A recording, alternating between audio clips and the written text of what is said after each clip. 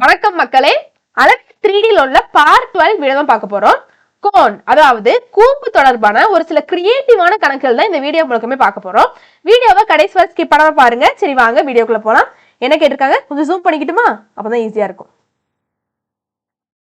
Boy cut a sector containing an angle 140 degree from a circle of radius 15 centimeter and he folded the sector into a cone.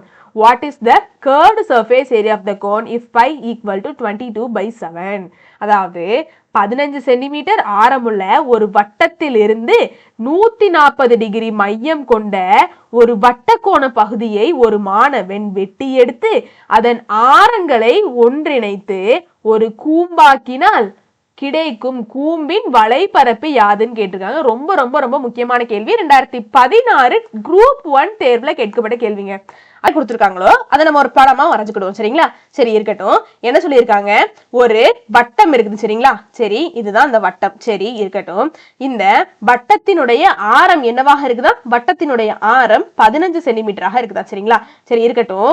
ஒரு பையன் என்ன பண்றாராம், இந்த வட்டத்துல இருந்து 140 degree மையம் கொண்ட ஒரு வட்டக்கோண பகுதியை வெட்டி எடுக்கிறாராம். சரிங்களா?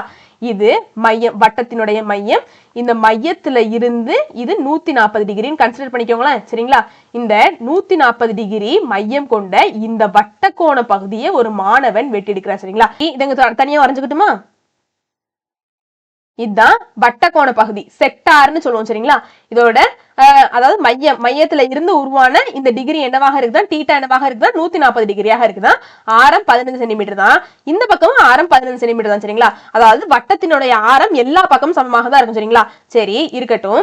அப்போ இது 15 சென்டிமீட்டர். என்ன செய்யறாராம் அந்த மாணவன், இந்த ரெண்டு ஆரங்களை இணைக்கிறாராம். இந்த கலர் சேஞ்ச் பண்ணிக்கிட்டுமா? அதாவது இந்த ரெண்டு ஆரங்களையும் இணைக்கிறாராம். அப்படி இணைக்கையில அது ஒரு கூம்பாக மாறிடுதான். சரிங்களா? ஃபார் எக்ஸாம்பிளுக்கு பர்த்டே கேப்ப ஞாபகம் வச்சுக்கோங்க. சரிங்களா? பர்த்டே கேப்ப நீங்க வேணாலும் பாருங்க. இப்படி ரெண்டு ஆரங்களையும் இப்படி ஒன்னா சேர்த்து வச்சு பின் பண்ணிருப்பாங்க. அது ஒரு கோனாக மாறிடும், ஒரு கூம்பு ஷேப்புக்கு மாறிடும். அதான் நம்ம தலையில வச்சு பர்த்டே கொண்டாடுவோம். சரி இருக்கட்டும்.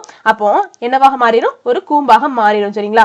அப்போ இந்த கூம்பினுடைய, அதாவது இப்படி சேர்த்ததுக்கு ஆரங்களை ஒன்று சேர்த்ததுக்கு அப்புறமா உருவான இந்த கூம்பினுடைய வலைப்பரப்பு என்ன, கர்வ்டு சர்ஃபேஸ் ஏரியா என்ன, இதுதான் கேள்வி. சரிங்களா? இத பாருங்க. இது வட்டத்தினுடைய வட்டக்கோண பகுதி. சரிங்களா? அப்போ வட்டக்கோண பகுதியினுடைய பரப்பளவை நம்ம கண்டுபிடிச்சிட்டோம் அப்படின்னா அதுதான் கூம்பினுடைய வலைப்பரப்பாகவும் இருக்கும். சரிங்களா? நல்ல ஞாபகம். இந்த மாதிரி கொஸ்டின் வந்துட்டாலே வட்டக்கோண பகுதியினுடைய பரப்பளவு கண்டுபிடிச்சாலே போதும். சரிங்களா? கூம்பினுடைய பரப்பளவு ஆட்டோமேட்டிக்காவே நமக்கு தெரிஞ்சிடும். சரி, வட்டக்கோண பகுதி பத்தி 2Dல நம்ம நிறையவே நடத்திருக்கோம். அதுக்கான அந்த வீடியோக்கான லிங்க் டிஸ்கிரிப்ஷன் கொடுக்குறேன், கண்டிப்பா செக் பண்ணி பாருங்க. இருந்தாலும் அந்த ஃபார்முலாவை ஒரு ரீகேப் பண்ணிடலாம். சரிங்களா? அதாவது வட்டக்கோண பகுதியினுடைய பரப்பளவை கண்டுபிடிக்கிறதுக்கு ரெண்டு ஃபார்முலா இருக்குங்க. எந்த மாதிரி எல்லாம் கேள்விகள் கேட்பாங்க அப்படின்னா, வட்டக்கோண பகுதியினுடைய லென்த், அதாவது லென்த்னா இந்த லென்த்தை கொடுத்துருவாங்க. இந்த ரெட் கலர்ல இருக்கு இல்லையா, இத இப்ப நான் பண்றேன் இல்லையா, இது ஆர்க்குன்னு சொல்லுவாங்க. இந்த ஆர்க்கோட லென்த்தையும் ரேடியஸையும் கொடுத்துட்டு ஏரியாவை கண்டுபிடிங்கன்னு ஒரு விதமா கேள்வி கேட்கலாம்.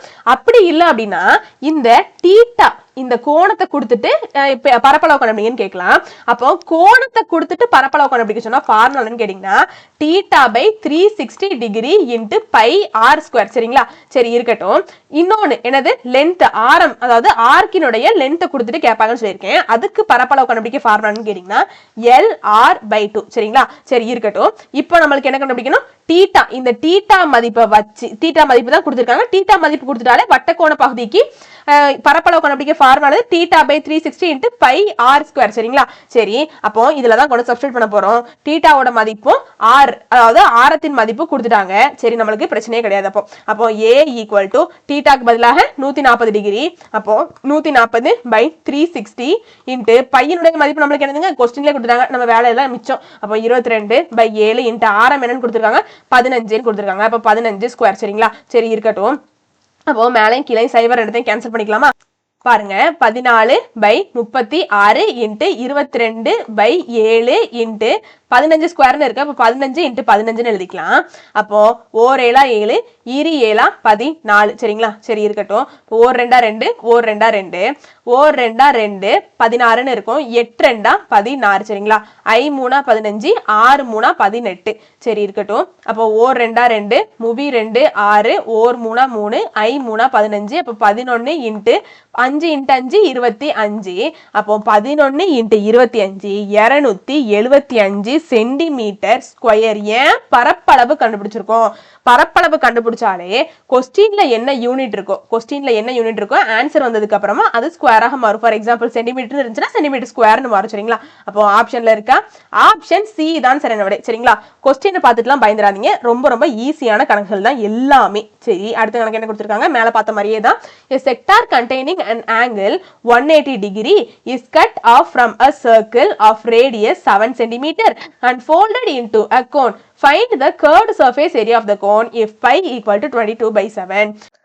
7 சென்டிமீட்டர் ஆரமுள்ள ஒரு வட்டத்திலிருந்து 180 டிகிரி மையம் கோணம் கொண்ட ஒரு வட்டக்கோண பகுதியை வெட்டி எடுத்து அதன் ஆரங்களை ஒன்றிணைத்து ஒரு கூம்பாக்கினால் கிடைக்கும் கூம்பின் வலைப்பரப்பு காண்கன்னு கேட்டிருக்காங்க.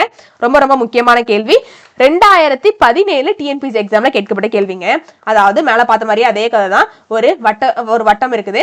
அந்த வட்டத்தினுடைய ஆரம் என்னவாக இருக்குது 7 சென்டிமீட்டராக இருக்குது. என்ன சொல்லியிருக்காங்க அந்த வட்டத்தில் இருந்து 180 டிகிரி மையம் கொண்ட 180 டிகிரினால என்னது ஸ்ட்ரைட் ஆங்கிள் அப்படின்னு சொல்லிட்டு சொல்லுவோம் இல்லையா? அப்போ 180 டிகிரி கொண்ட ஒரு வட்டக்கோண பகுதியை வெட்டி எடுக்கிறாங்களா? சரிங்களா? அப்போ டிகிரிங்க சாரி 1800 இல்ல 180 டிகிரி. சரிங்களா? சரி அப்போ இந்த வட்டக்கோண பகுதியை நான் தனியா வரைஞ்சிட்டேங்க. இதனுடைய கோணம் 180 டிகிரி, ஆழம் 7 சென்டிமீட்டர், இதுவும் 7 சென்டிமீட்டராக தான் இருக்கு. என்ன பண்றாங்க இந்த ரெண்டு ஆரங்களையும்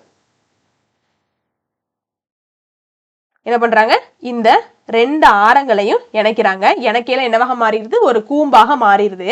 இதுதான் அந்த கூம்பு. கடைசி என்ன கேட்டிருக்காங்க கூம்பினுடைய வலைப்பரப்பு CSA காண்க. மேல பார்த்த மாதிரியே தான். சரி அப்போ இந்த வட்டக்கோண பகுதியினுடைய பரப்பளவு கண்டுபிடிச்சா நம்மளுக்கு கோனுடைய பரப்பளவு கர்வ்டு சர்ஃபேஸ் ஏரியா கிடைச்சிரும். அப்போ வட்டக்கோண பகுதியினுடைய தீட்டா அதாவது தீட்டா மதிப்பு தெரிஞ்சிட்டாலே நம்ம வட்டக்கோண பகுதிக்கான பரப்பளவு கண்டுபிடிக்கிற formula θ/360 × pi pi r square. அப்போ தீட்டா மதிப்பு என்னது 180/360 இன்ட்டு பையனோட மதிப்பு ஒண்ணுமே அவங்களே கொடுத்துட்டாங்க 22/7 இன்ட்டு ஆரோட மதிப்பு ரேடியஸ் என்னவா கொடுத்துருக்காங்க 6 சென்டிமீட்டர் 7 சென்டிமீட்டர் கொடுத்துருக்காங்க. அப்போ 7 ஸ்கொயர். சரிங்களா? அப்போ 180/360 இன்ட்டு 22/7 7 ஸ்கொயர் எழுதிக்கலாம் 7 × 7 எழுதிக்கலாம். அப்போ 1 7 7 1 7 7 0 0 கேன்சல் பண்ணிக்கலாம். அப்போ ஓர் 18 18 2 18 36 ஓர் 2 2 ஓர் 2 2 ஓர் 2 2 அப்ப 7 × 11 77 சென்டிமீட்டர் ஸ்கொயர். ஏன் பரப்பளவு கண்டுபிடிச்சிருக்கோம் ஆப்ஷன்ல இருக்க ஆப்ஷன் ஏ தான் சரியான விடை. இந்த வீடியோ உங்களுக்கு பிடிச்சிருக்கும் நம்புறேன். வெற்றியை நோக்கிய உங்கள் பயணத்திற்கு என் வாழ்த்துக்கள். நன்றி வணக்கம்.